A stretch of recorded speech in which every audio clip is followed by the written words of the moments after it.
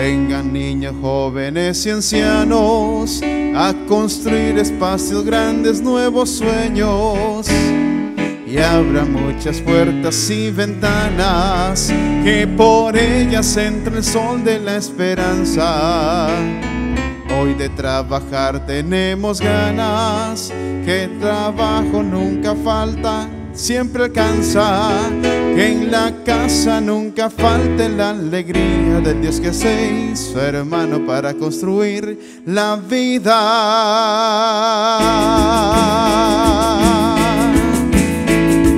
Vamos compañeros, mano a mano, que una casa no se hace sin obreros. Vengan niños, jóvenes y ancianos a construir espacios grandes, sueños nuevos. Y habrá muchas puertas y ventanas, que por ellas entra el sol de la esperanza. Hoy de trabajar tenemos ganas, y trabajo para todos siempre alcanza. En la casa nunca falte la alegría del Dios que se hizo hermano para construir la vida. Se oyen herramientas que golpean, fuerza que su voz dejó oír. Hombres y mujeres que plantean la nueva canción del porvenir. Un reventazo lleno de abrazos, empapada trae la hermandad. Y los siquirreños en sus brazos a la casa traen la unidad. Vamos compañeros, mano a mano, que una casa no se hace sin obreros. Vengan niños, jóvenes y ancianos a construir espacios grandes, nuevos sueños. Y habrá muchas puertas y ventanas, que por ellas entra el sol de la esperanza. Hoy de trabajar tenemos ganas, y trabajo para todos siempre alcanza. Que en la casa nunca falte la alegría del Dios que se hizo hermano para construir la vida. Que en la casa luchen las mujeres, libres como el vuelo de un tucán. Con ternura y fuerza nos enseña la igualdad humana a forjar. En Cariari un sueño está naciendo, sueño de terreno, techo y pan. Guapiles con fuerza construyendo una nueva y justa sociedad. Todos vamos compañeros, mano a mano, que una casa no se hace sin obreros. Vengan niños, jóvenes y ancianos a construir espacios grandes, nuevos sueños. Y habrá muchas puertas y ventanas, que por ellas entra el sol de la esperanza. Hoy de trabajar tenemos ganas, y trabajo para todos siempre alcanza. Que en la casa nunca falte la alegría del Dios que se hizo hermano para construir la vida. Vamos compañeros, mano a mano, que una casa no se hace sin obreros. Vengan niños, jóvenes y ancianos a construir espacios grandes, nuevos sueños. Y habrá muchas puertas y ventanas, que por ellas entra el sol de la esperanza. Hoy de trabajar tenemos ganas, y trabajo para todos siempre alcanza. En la casa nunca falte la alegría del Dios que se hizo hermano para construir la vida.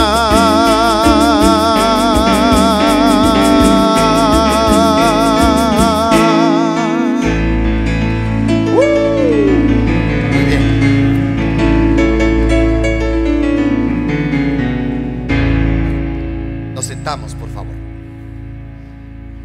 Vamos a iniciar con la primera lección divina, una lección que vamos a trabajar a nuestra manera. No vamos a seguir propiamente los pasos que los especialistas en teología espiritual dicen de la lección. Vamos a hacerlo de la siguiente manera. Yo voy a trabajar el texto desde la Biblia de Jerusalén. Sabemos, recuerdan los que hicieron el primer taller de Biblia que dimos la semana bíblica de introducción, que decíamos que las Biblias que nosotros tenemos son traducciones. Y la traducción depende mucho del editor, del traductor. Por eso, cuando yo estoy proclamando desde la Biblia de Jerusalén, ustedes van a ver, por ejemplo, que la Biblia latinoamericana, o que la Biblia Dios habla hoy, o que la Biblia del Peregrino, o la Nácar Colunga, o la Reina Valera, en fin, todas las Biblias traducen distinto. No nos preocupemos, no hay problema, ¿verdad? Yo sí voy a trabajar el texto desde la Biblia que yo uso, ¿verdad? Cuando pasemos al segundo momento, que es ya en grupos, ¿verdad? Entonces, pues ahí ustedes escogen cuál texto o de cuál Biblia quieren leer, depende de las Biblias que haya. Entonces, ese es el primer lugar, el momento. No se preocupen tanto por anotar, por tomar notas. No, quedémonos con lo que quede en nuestro corazón. Porque recordemos que más que una charla, es una invitación a acercarnos a la palabra de Dios, pero sobre todo acercarnos al Dios de la palabra, acercarnos a Dios, abrir nuestros oídos, abrir el corazón. ¿Vieron qué linda la lectura de laudes hoy? El Señor nos promete darnos un corazón nuevo, arrancar el corazón de piedra y darnos un corazón de carne. Digámosle que este corazón hoy tenga oídos atentos para escuchar qué es lo que quiere decirnos hoy en textos que son muy conocidos por todos. El primer texto que vamos a trabajar es Lucas capítulo 24, el último capítulo del Evangelio de Lucas, con el pasaje de los discípulos de Emaús. Lucas 24, del 13 al 35. Atención, dice Pablo que en primer lugar la palabra es para ser proclamada. Por eso nosotros los católicos nos llevamos la Biblia a la misa, porque a la misa vamos a escuchar la palabra que se proclama.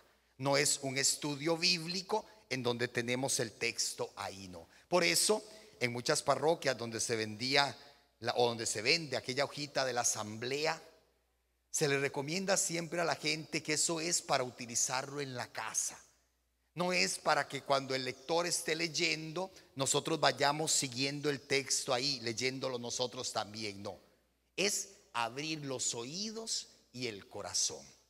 Yo voy a proclamar el texto, después les voy a dar algunas pautas, así algún análisis rapidito que nos sirva para nuestra propia reflexión. Bueno. Dice el texto de Lucas 24, del 13 al 35. Aquel mismo día iban dos de ellos a un pueblo llamado Emaús, que dista 60 estadios de Jerusalén, y conversaban entre sí todo lo que había pasado. Mientras conversaban y discutían, el mismo Jesús se acercó a ellos y caminó a su lado, pero sus ojos estaban como incapacitados para reconocerle. Él les dijo: ¿de qué discutís por el camino?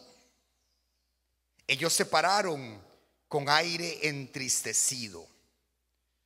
Uno de ellos, llamado Cleofás, le respondió: ¿Eres tú el único residente en Jerusalén que no sabe las cosas que han pasado allí estos días? Él les dijo: ¿qué cosa? Ellos le dijeron: lo de Jesús el Nazareno, que fue un profeta poderoso en obras y palabras delante de Dios y de todo el pueblo. Como nuestros sumos sacerdotes y magistrados le condenaron a muerte y le crucificaron. Nosotros esperábamos que sería él el que iba a liberar a Israel, pero con todas estas cosas llevamos ya 3 días desde que esto pasó. El caso es que algunas mujeres de las nuestras nos han sobresaltado, porque fueron de madrugada al sepulcro y no hallaron su cuerpo, y vinieron diciendo que incluso habían visto una aparición de ángeles que decían que él vivía. Fueron también algunos de los nuestros al sepulcro y lo hallaron, tal como las mujeres lo habían dicho, pero a él no lo vieron. Él les dijo: oh insensatos y tardos de corazón para creer todo lo que dijeron los profetas. ¿No era necesario que el Cristo padeciera esto para entrar así en su gloria? Y empezando por Moisés y continuando con todos los profetas, les explicó lo que había sobre él en todas las escrituras. Al acercarse al pueblo a donde iban, él hizo ademán de seguir adelante, pero ellos le rogaron insistentemente: quédate con nosotros, Señor, porque atardece y el día ya está declinando.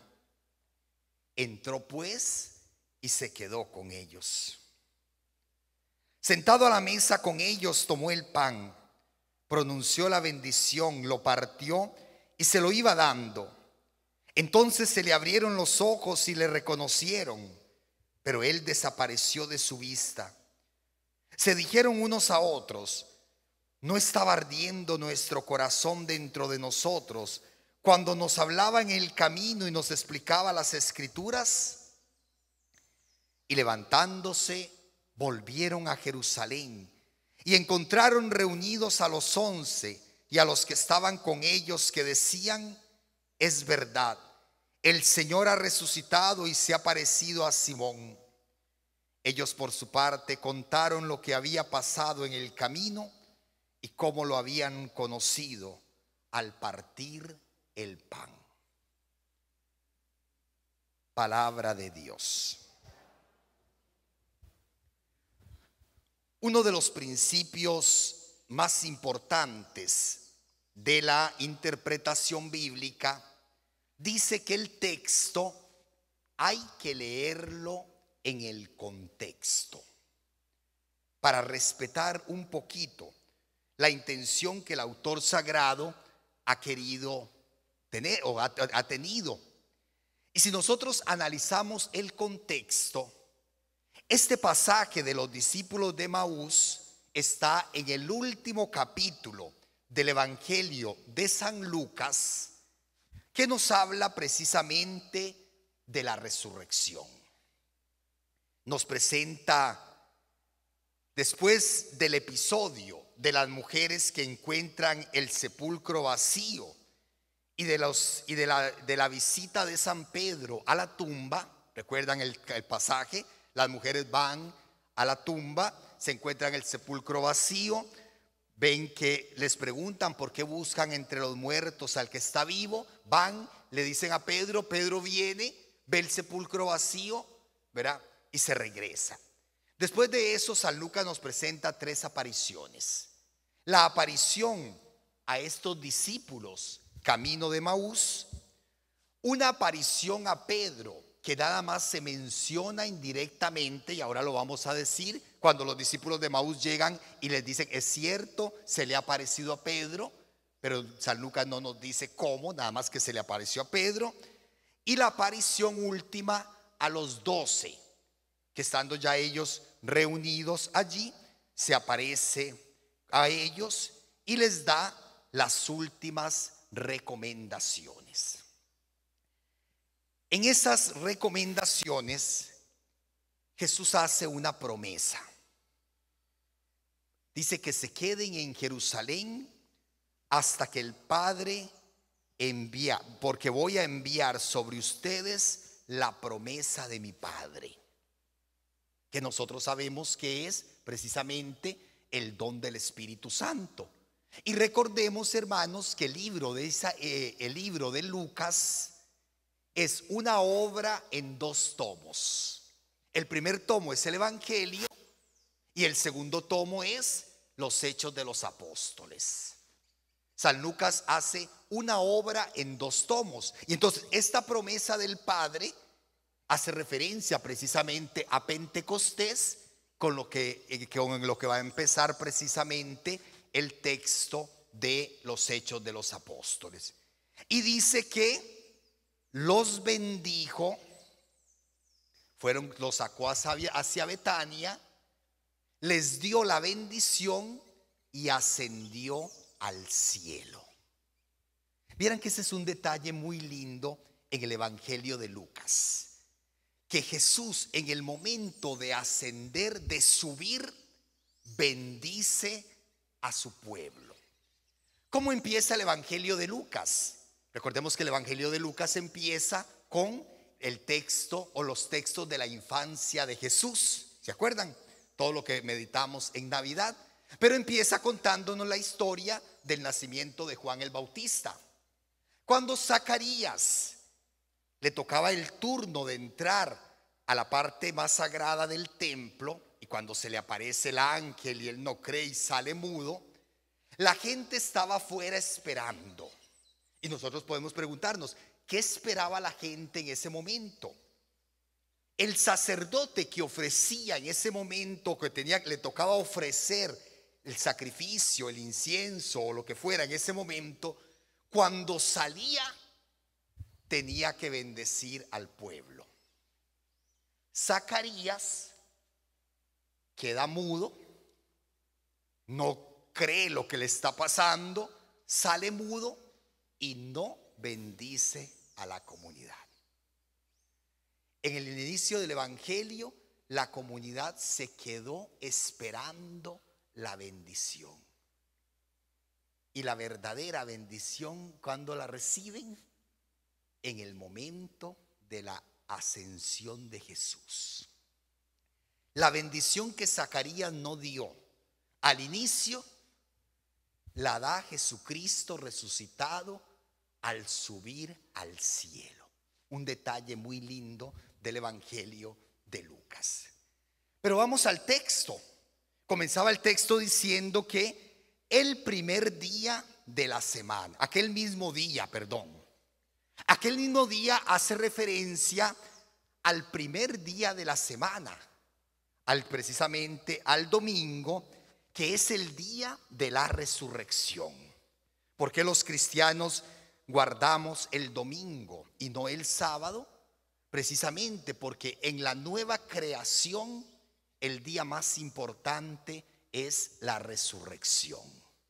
Es el día de Jesucristo resucitado y es el día en que siempre Jesús resucitado se aparece a la comunidad. Entonces, esa anotación temporal, el primer día de la semana, aquel mismo día, hace referencia al día de la resurrección. Dice que 2 de ellos, vean que no nos dice principio quiénes son, después nada más le da el nombre a uno, Cleofás. Pero ese 2 de ellos hace referencia a lo que se estaba diciendo antes. Y esto nos ayuda a aprender a leer la Biblia. Cuando en la Biblia leemos 2 de ellos, no sabemos quiénes son. Tenemos que irnos un poquito hacia atrás, ¿verdad? Ver lo que decía atrás para ver de quién se está hablando. Y se estaba hablando de los 11 discípulos y todos los demás. O sea que en el día de la resurrección no era nada más los apóstoles reunidos allí, no. Había un grupo de discípulos donde estaban los 11, porque recordemos que ya Judas no estaba, pero estaban también otros discípulos, que nos dice que iban en ese momento hacia un pueblo llamado Emaús. Por más mapas que tenga la Biblia, no vamos a tener seguridad de dónde queda Emaús. Todavía hoy la arqueología está en discusión tratando de ubicar ese lugar. Y alguien puede decirme, en Tierra Santa y nos llevaron a Emaús. Yo también fui a Tierra Santa y nos llevaron a Emaús, pero ahí no es. Donde los llevan los guías turísticos, ahí no fue, ¿verdad? Ahí no fue, ¿verdad? Porque no se sabe. Parece que lo único importante es la mención del lugar, la distancia. Los 60 estadios, que más o menos el estadio era la forma de medir los griegos la distancia, ¿verdad? Más o menos son 60 estadios, más o menos son 12 kilómetros. Lo que en aquel momento se consideraba la gran área de Jerusalén. Estaban dentro del mismo contexto de Jerusalén. Solo que aquellos discípulos van hacia su pueblo, regresan a su aldea. Tratemos de ponernos en el pellejo de esos dos discípulos. Tratemos de imaginarnos lo que está pasando con aquellos dos discípulos. Decía el Papa Benedicto, habían dejado su aldea para seguir a Jesús con sus amigos y habían descubierto una nueva realidad en la que el amor y el perdón no eran simples y solo palabras, sino que tocaban concretamente su existencia. Jesús de Nazaret lo estaba haciendo todo de nuevo. Había transformado sus vidas, los había conquistado, los había enamorado y ellos lo estaban siguiendo. Pero ahora Jesús estaba muerto y parecía que todo se había acabado. El texto dice que cuando Jesús les pregunta, dice, se pararon con aire entristecido. Otras traducciones dicen, en la pregunta, meten eso a la pregunta anterior, ¿de qué discuten tan tristemente por el camino?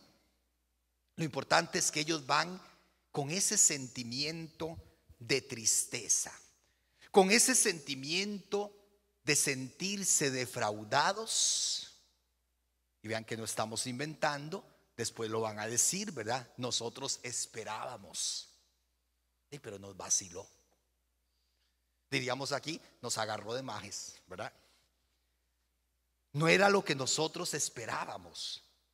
Se sentían defraudados, se sentían desilusionados. ¿Y cuál fue la reacción primera ante sentirse defraudados o ante esta desilusión?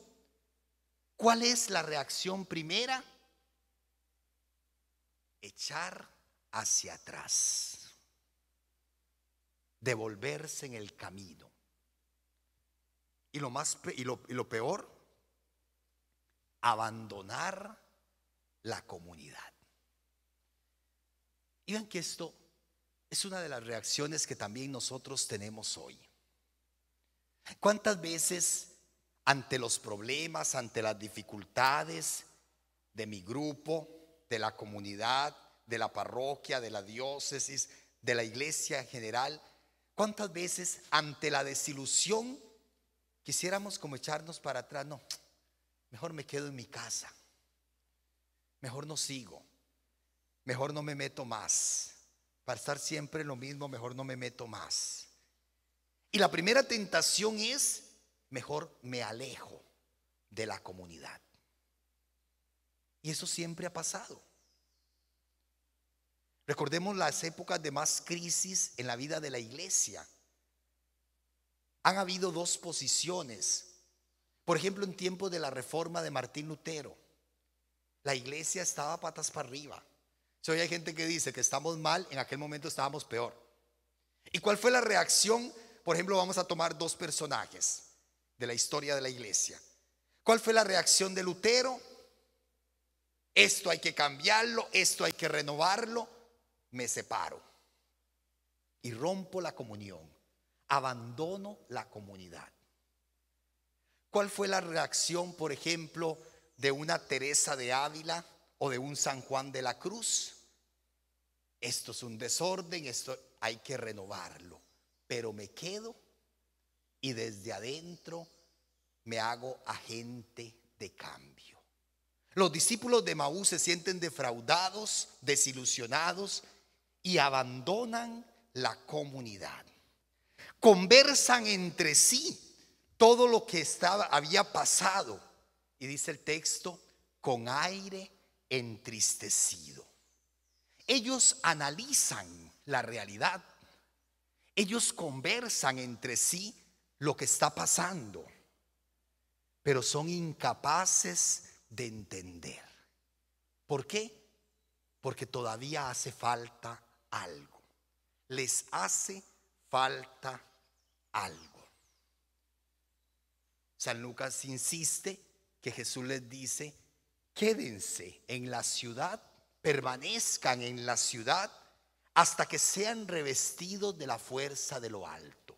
Parece que San Lucas nos deja entender que no son capaces de hacer un verdadero análisis de la realidad, no son capaces de hacer un verdadero análisis de lo que está pasando, porque solo se están fijando en ellos mismos, en lo que ellos esperaban, en lo que ellos sentían, en lo que estaba pasando en ellos.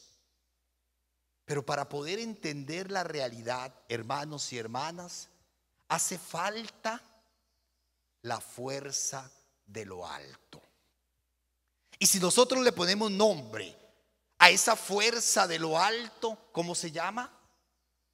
El Espíritu Santo. Si nosotros nos limitamos a analizar la realidad desde nuestra perspectiva, podemos hacer una gran labor social o sociológica. Podríamos hacer un análisis que les sirva a los políticos o a los gobernantes. Pero el análisis que a nosotros se nos pide tiene que ser inspirado por la fuerza de Dios, bajo la luz del Espíritu Santo. Si queremos analizar realmente la realidad, tenemos que hacerla desde la perspectiva de Dios. ¿Cómo nos ve Dios? ¿Qué quiere Dios de nosotros?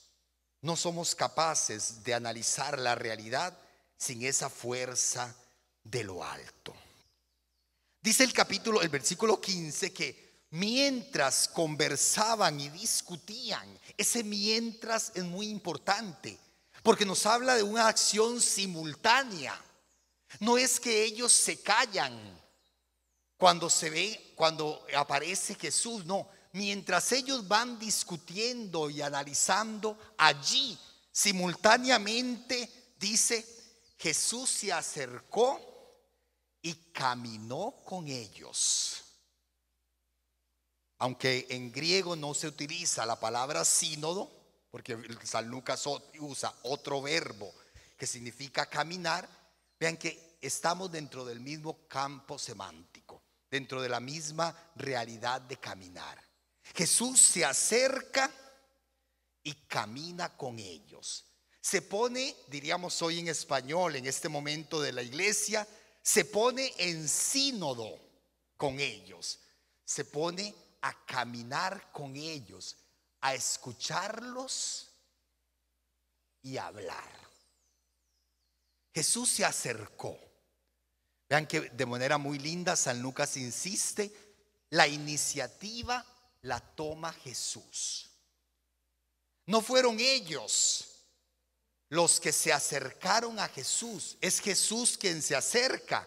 Me encantó y felicito a los muchachos por el mural, ¿verdad? Porque está muy muy lindo. Nada más una corrección.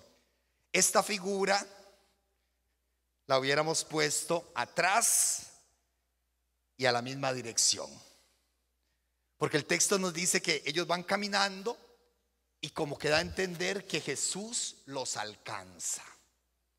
Jesús los alcanza, se acerca.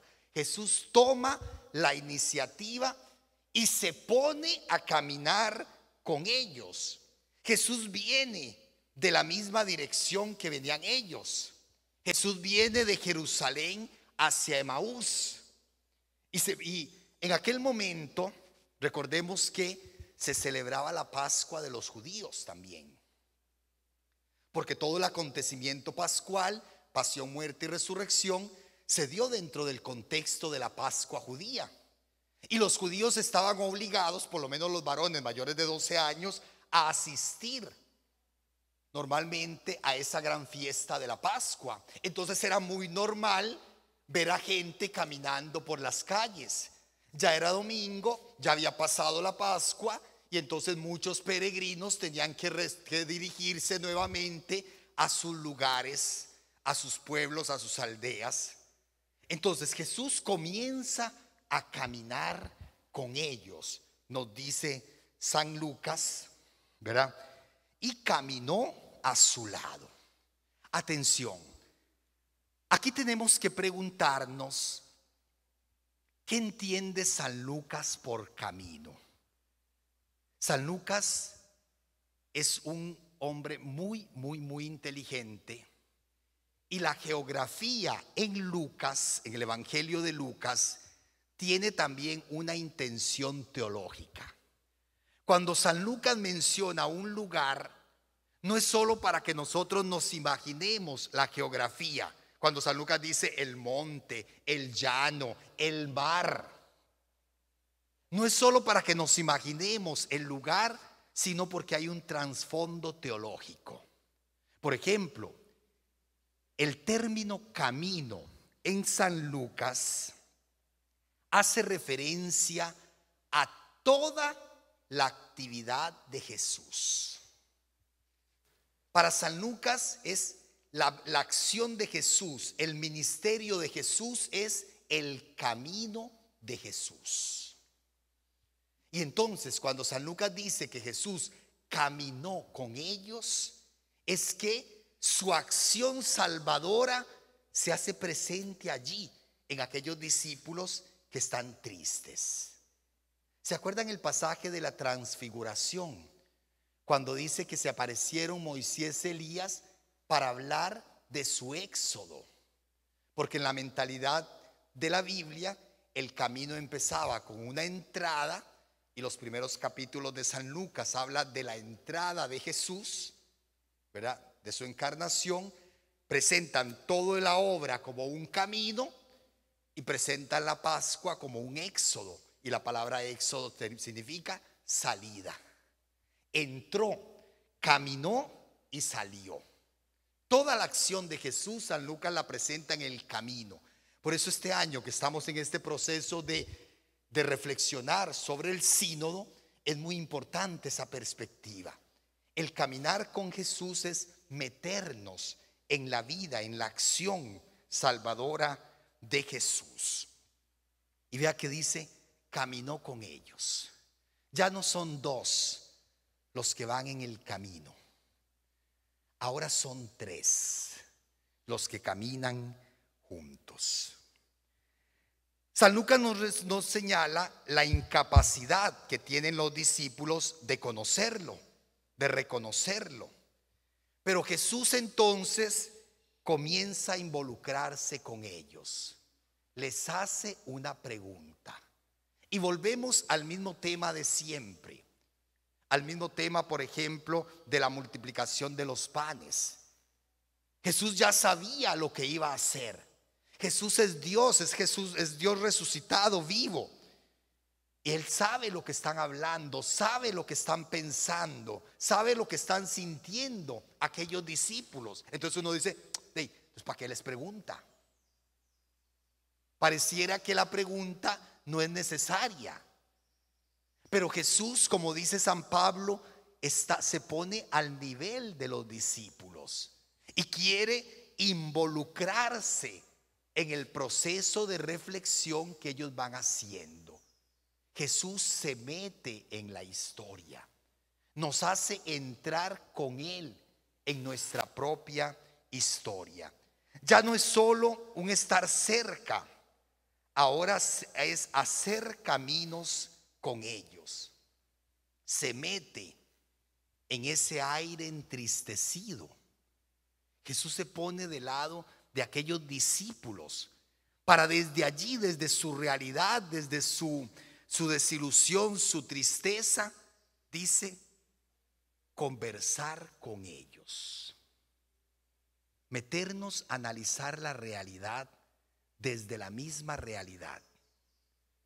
Cuando vamos a ayudar a una persona, tratar de ponernos en el lugar de esa persona. Hay una palabra en griego que la Biblia, que tiene dos traducciones en español: lástima y compasión. Para nosotros no significa lo mismo. Y muchas veces dice, por ejemplo, el texto dice, y Jesús sintió lástima. No, en la Biblia nunca dice que Jesús sintió lástima. Dice que Jesús sintió compasión. ¿Y qué significa la palabra compasión?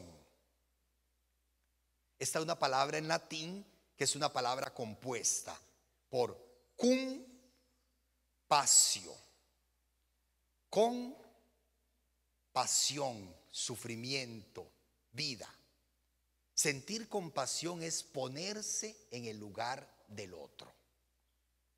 Ponerse en el lugar del otro. Y eso es lo que hace Jesús. Se pone a caminar con los discípulos, poniéndose en el lugar de ellos. Y entonces les pregunta, ¿verdad? Y entonces nos dice que Cleofás, un famoso Cleofás que no sabemos quién es, le responde: ¿eres tú el único residente que no sabe lo que pasó estos días en Jerusalén? ¿Por qué lo llama residente? Porque la palabra residente en aquel momento eran visitantes temporales, gente que estaba de paso. Y como en las fiestas llegaba tanta gente, pues era normal que hubieran muchos residentes ahí. No era gente que vivía propiamente en Jerusalén, sino que estaban de paso quizás por las fiestas.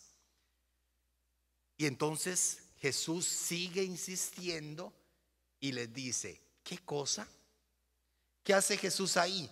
Como que tira la caña de pescar, ¿verdad? Y los otros, muerden el anzuelo. Los agarró precisamente para poder entablar ese diálogo con ellos. ¿Qué cosa? Es una pregunta retórica para ayudar a los discípulos a expresar lo que sienten. Para poder dialogar nosotros con alguien, para poder entrar en este camino de, valga la redundancia, de caminar juntos, necesitamos dejar que la gente exprese lo que siente. El Papa dice, llegó el momento en que nuestras parroquias, nuestras comunidades, nuestras instituciones, todo, ¿verdad? En la iglesia seamos capaces de escuchar a los demás. Y por eso Jesús lanza esta pregunta: ¿Qué pasó? Cuéntenme. Aunque ya él sabía, ¿verdad? Como la mamá que sabe que su hijo se jaló una torta y le pregunta, vení, ¿qué hiciste? ¿Qué pasó?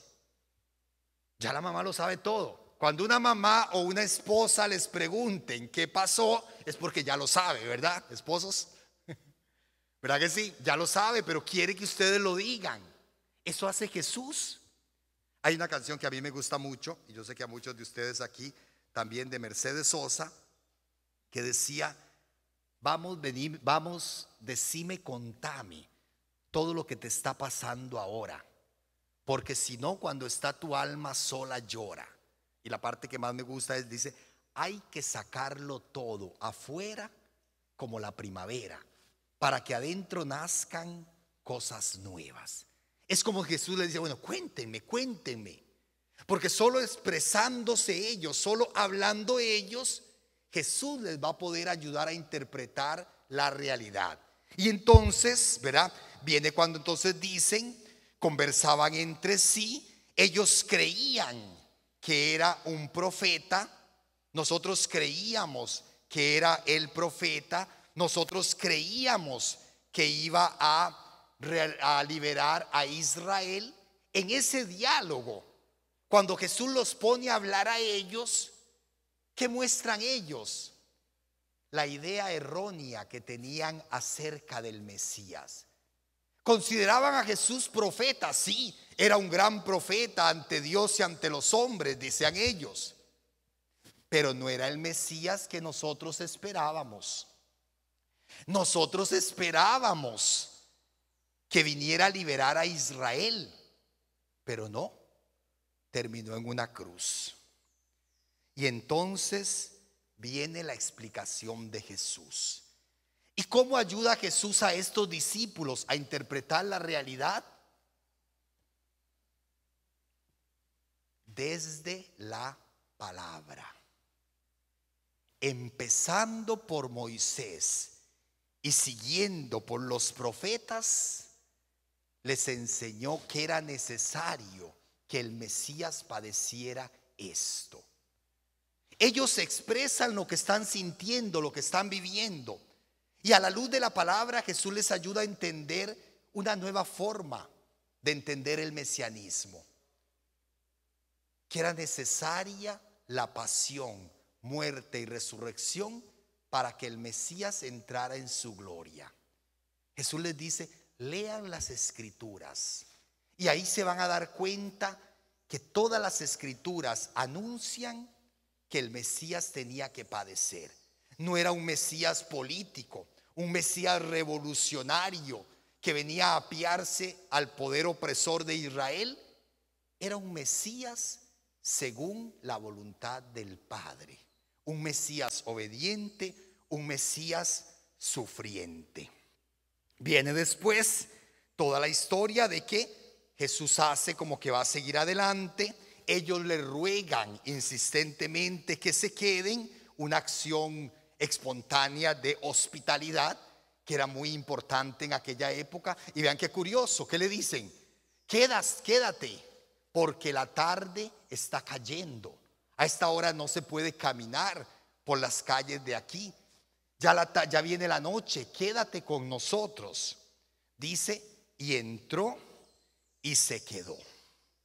Y llama mucho la atención porque aunque el pueblo judío o el pueblo palestino, el pueblo oriental, tienen que vivir la hospitalidad como un mandato de Dios, también son muy respetuosos de la función de cada uno. Si por ejemplo ustedes me invitan a su casa a almorzar, yo voy como invitado, pero yo no puedo tomar el lugar del jefe de familia, que era en el momento de la cena o de la comida el que le tocaba tomar la iniciativa, lo que se llamaba el pater familias. Todavía hoy en las Pascuas judías, en las cenas judías, es el varón mayor, ya sea el abuelo o el padre de familia, el que le toca hacer las bendiciones y dirigir las oraciones y todo eso. Aunque Jesús es el invitado, Jesús toma la posición de anfitrión, porque es él el que toma el pan, lo parte y lo reparte, cosa que le tocaba al jefe de aquella casa, al jefe de aquella familia.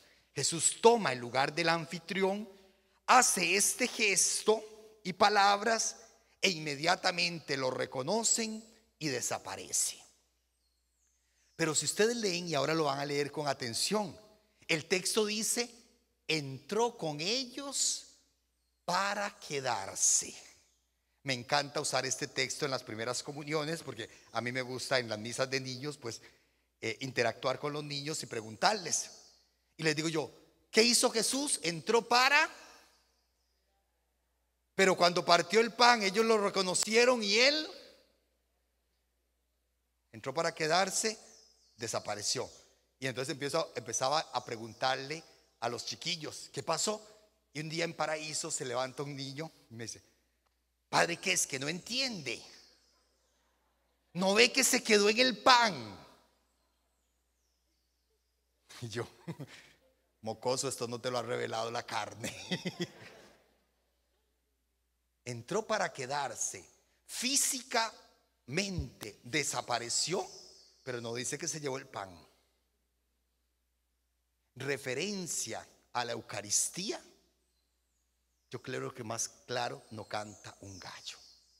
Y entonces ahí Jesús nos está enseñando algo muy, muy, muy importante. La necesidad de encontrarnos con Dios, de iluminar nuestra realidad a partir de esta doble presencia que es fundamental para nosotros. Saber iluminar la realidad desde la palabra y desde la luz de la Eucaristía, presencia real. No reduciendo la Eucaristía solo al momento celebrativo, porque como dice la canción tan linda que a veces cantamos, la misa no termina aquí en el templo, ahora la empezamos a vivir.